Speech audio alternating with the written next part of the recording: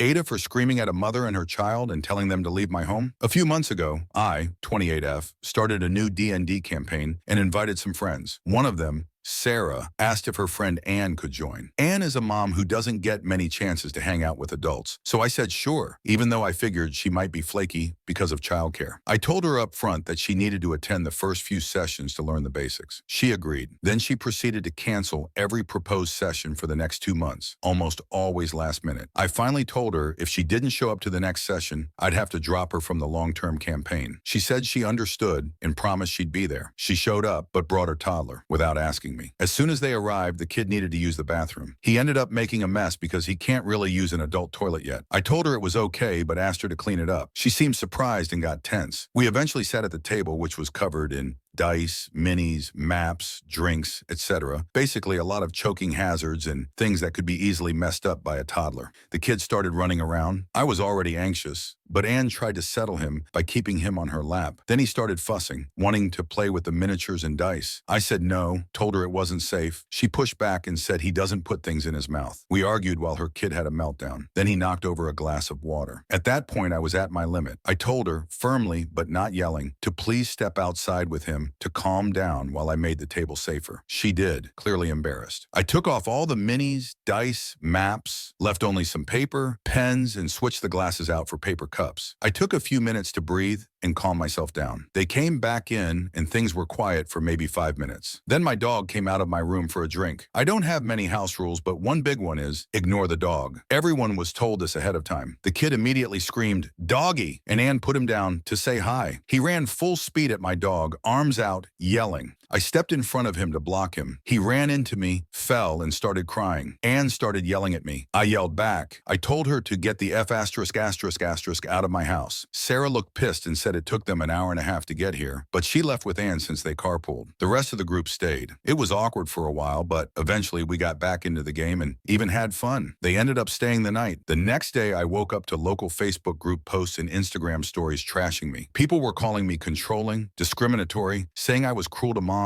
that I have a dangerous dog, that I don't allow flexible play styles, whatever that means. To top it off, Sarah, who I've been friends with for years, hasn't spoken to me since. I didn't think I was out of line. I didn't yell when the kid made a mess or when he was fussing. I tried to make it work even though I had reservations. But I also have a right to my own space, to not have my things damaged, and to not put my dog in a stressful situation. So AITA,